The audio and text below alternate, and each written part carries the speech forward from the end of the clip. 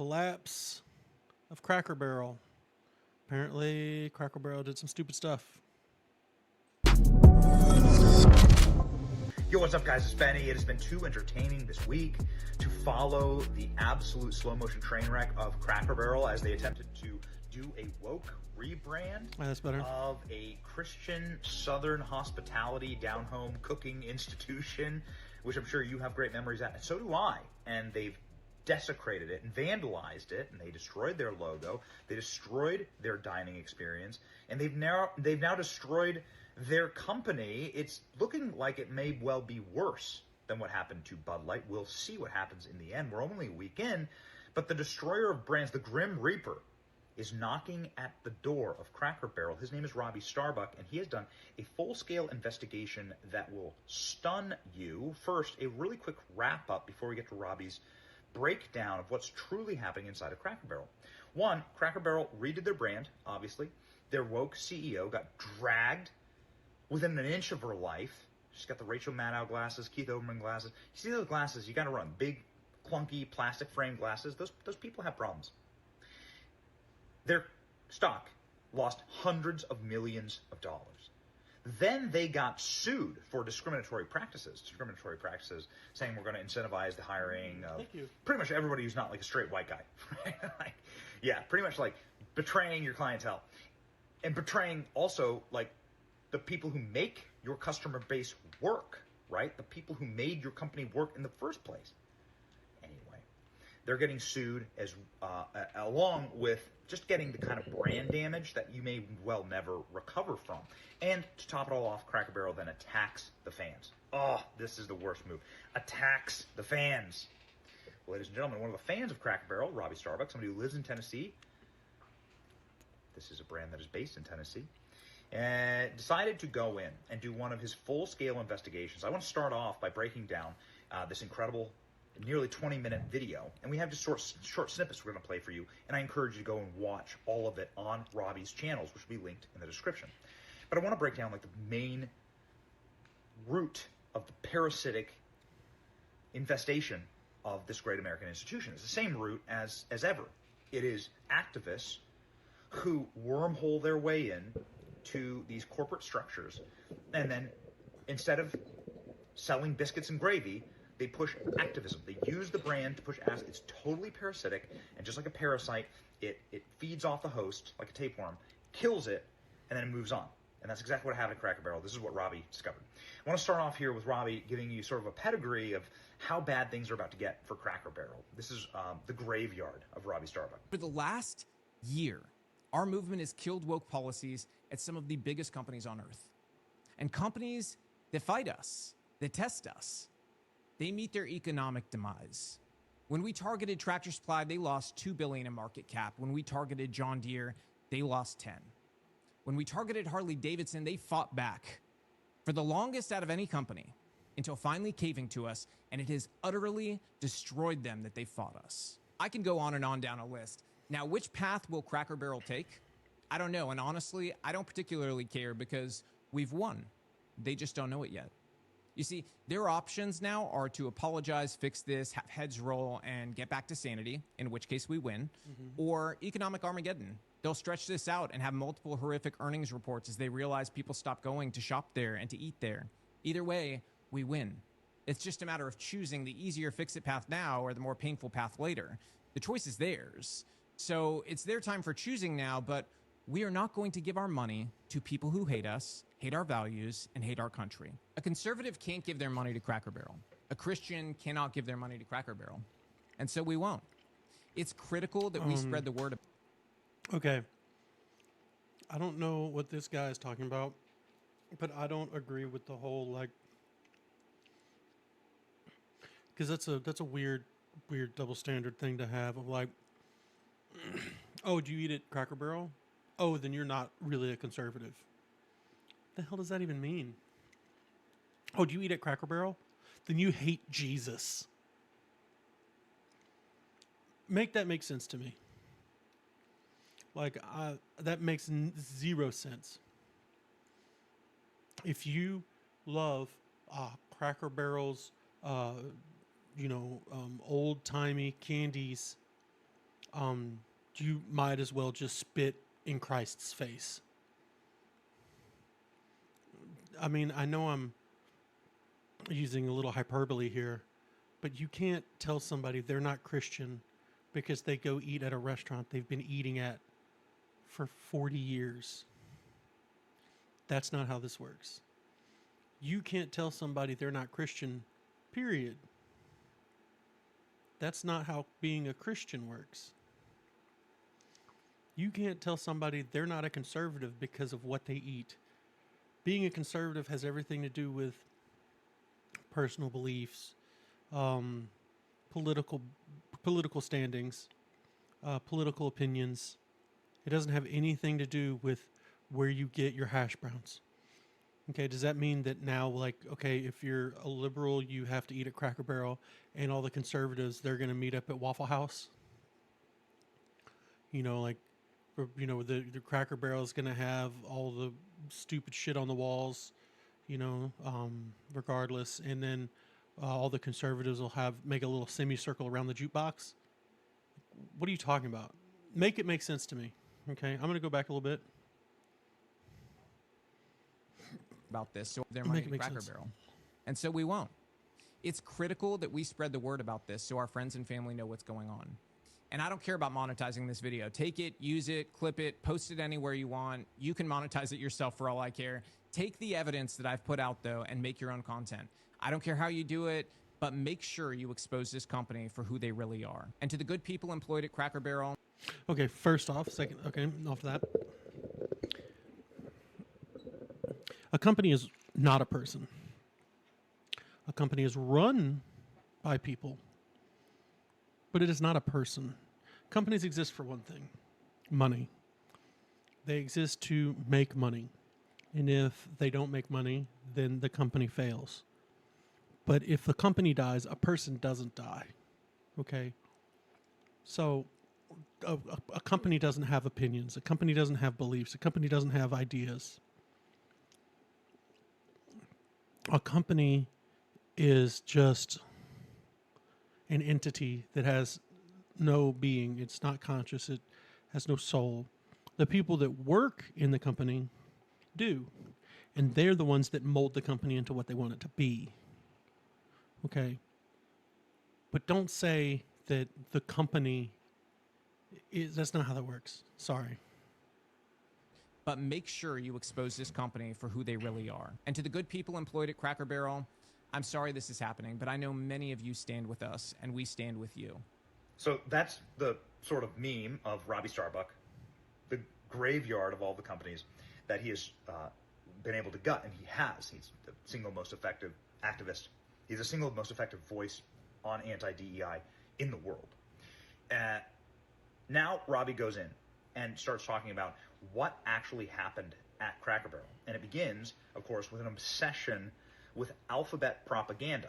Investigated Cracker Barrel. And what I'm about to show you is a company infested with left-wing activists who are more interested in safe spaces, pronouns, and virtue signaling than they are in their customers. I think the best way to start is by telling you what you've been funding if you've gone to Cracker Barrel in recent years. So let's start with Nashville Pride. Yes, Cracker Barrel is a proud sponsor of Nashville Pride and have been part of it for over a decade, along with participating for multiple years in Evansville, Indiana's Third River City Pride event.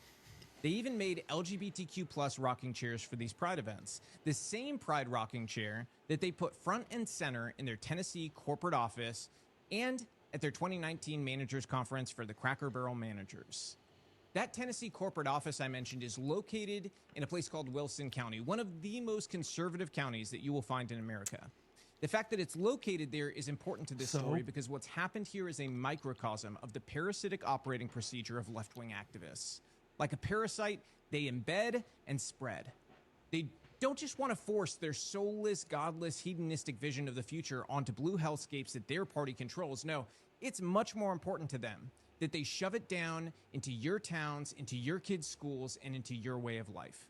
So sticking a pro-trans rocking chair into their headquarters in a predominantly conservative town is exactly the type of thing they revel in doing. And for a food service company, you might be thinking their focus should be good food and good service, but their own website says, quote, "This year, Cracker Barrel's focus was to be a part of the Pride experience." A lot of this is, of course, created by a DEI mafia inside of these companies, and this is what Robbie was able to discover, the DEI infestation at Cracker Barrel. They're very proud of their pro-trans rocking chairs, let me tell you. They call it, quote, bringing the front porch to pride.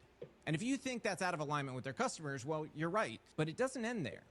The Cracker Barrel website says that they believe that diversity and pride are pillars that should guide decision-making year-round. In fact, to uphold these values, Cracker Barrel also engaged with the HRC and the Out and Equal Advocates Workplace Conference. More on the HRC later, but let's dive into Out and Equal. For those who don't know, Out and Equal is an organization focused on forcing sexuality and transgenderism into the workplace. Cracker Barrel sponsored their conference and really went the extra mile by creating rocking chairs in every color of the LGBTQ+ pride flag. This was part of a large DEI push at Cracker Barrel corporate in recent years. Cracker Barrel was so devoted to this DEI push, before most even knew DEI was a thing, that they were given an award by the Out and Equal Advocates for having 2018's top LGBT ERG group. Yes, Cracker Barrel has a special group for LGBTQ+ employees. Again, back in my day, a club about the sex you like to have at work would have been called sexual harassment, but now it's apparently empowering I and agree. virtuous if you make a club about it. That's unnecessary. That's not the only award they've won, though. No, they also won Nashville LGBT Chamber of Commerce's award for corporate diversity. To really drive home how out of touch the company's become, here's a photo of a former Cracker Barrel employee's cubicle, where you can see his pronouns listed on his Out and Equal name tag, along with what appears to be a Gay Pride FBI logo and various virtue signaling signs. Cracker Barrel also took part in something called the Southern States Forum, where they discuss how to advance the far-left agenda and normalize transgenderism and their causes in southern states. At this forum, they did a workshop on the Cracker Barrel, quote, timeline of progress. Okay, as somebody from the South, I'm just gonna say this.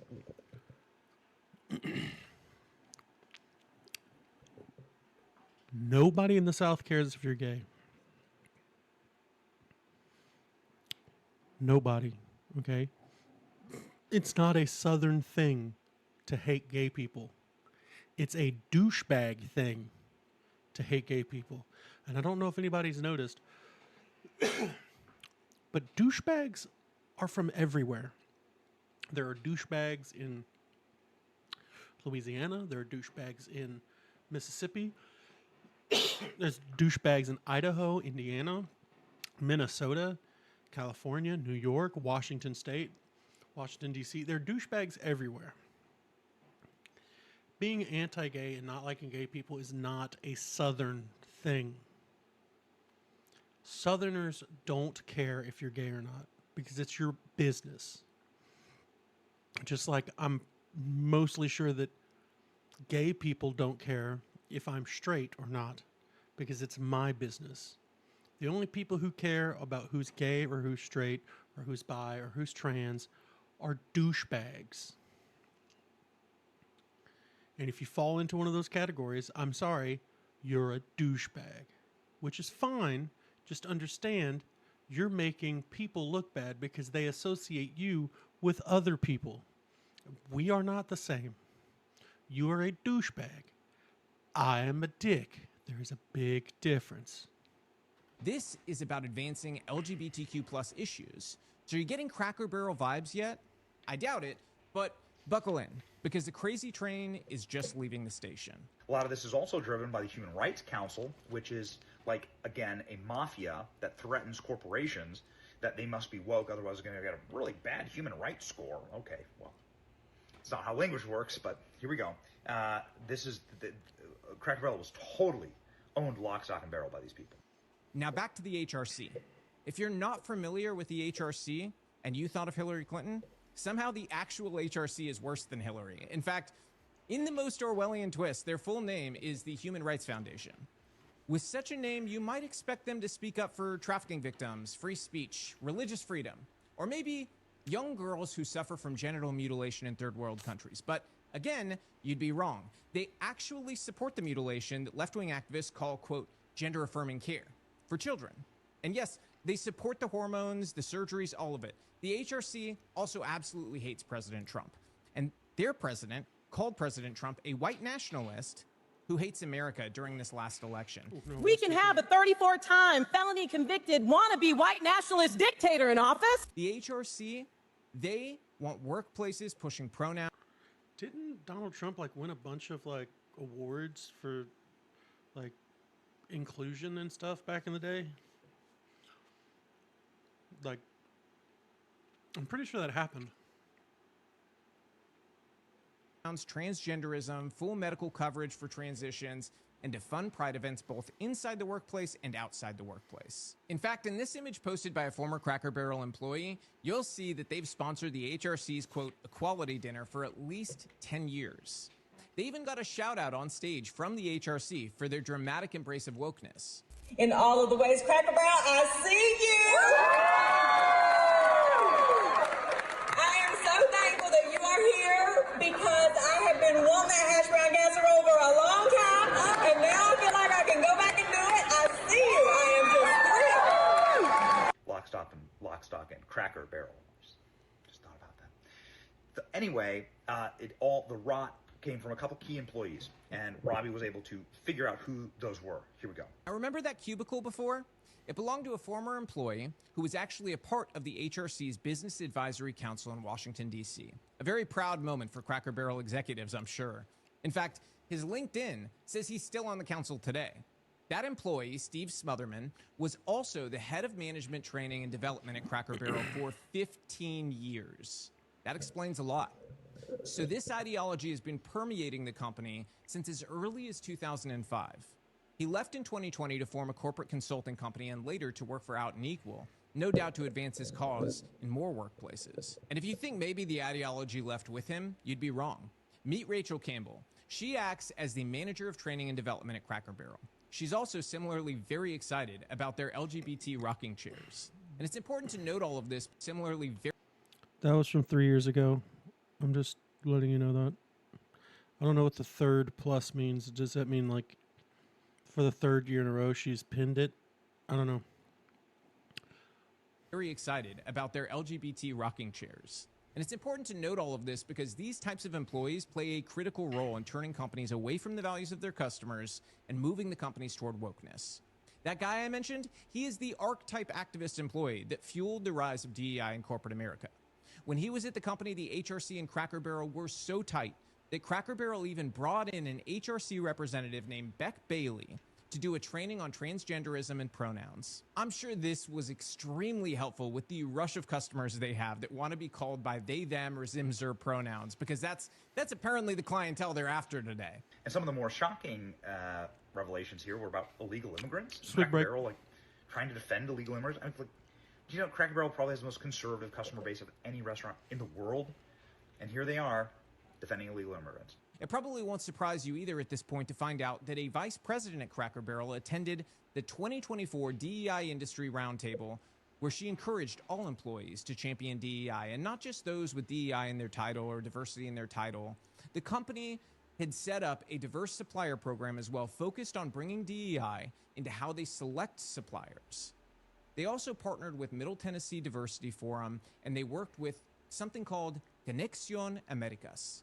To put this in perspective, here's an opinion piece written by the executive director of Conexión Americas, Renata Soto, where she says they partnered with lawyers to help illegal immigrants, and she goes on to message how deportations have created such dark times and virtue signal all the other ways they help illegal immigrants. The only way out is to put the cracker back on the barrel. Put the guy back on the logo. Apologize to your customers. Say we got it wrong. And people are forgiving. It's amazing the capacity to forgive in this country. People are forgiving. And so do that. Apologize and then get rid of the people who made these decisions. That's what you gotta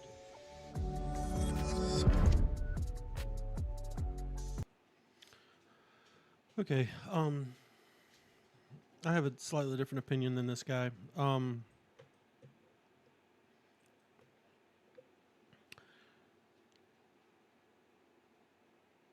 The reason I give a company money is because I like the thing they're selling. Right? What business of mine is it what they do with that money after I give it to them? It's none. It's none of my business. They can do whatever they want with it. I mean, I gave it to them. We had an agreement. They gave me delicious food. I gave them money for it. If they decide to do something stupid with it, they can do something stupid with it. Just like when you have a job, you do a job, your boss likes the work you do, so he gives you money to keep doing it. What you do with that money is your business. It's not his business. The only time it's his business is if it affects your work.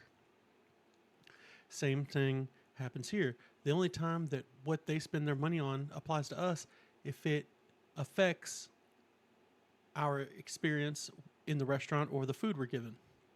If none of that's changed, it's none of my business what they do with it. Now, I don't really eat at Cracker Barrel that much anymore, not because I care what the sign looks like, but because the food quality's just gone down. That's all. It's just not as good as it used to be. The portions are smaller. Food's not as good. Quality is not what it used to be. So just don't go in there anymore. They don't get my money because we had an agreement that if I come in to eat here, the food's going to be good. Food's not good, I don't go eat here. That being said, if millions of people decide to go eat there, you can do with that money whatever you want. Okay? That is your decision. It's not up to whoever that guy was. It's not up to Benny Bassie here to tell you what you can and can't do with the money that they give you. That's not how that works.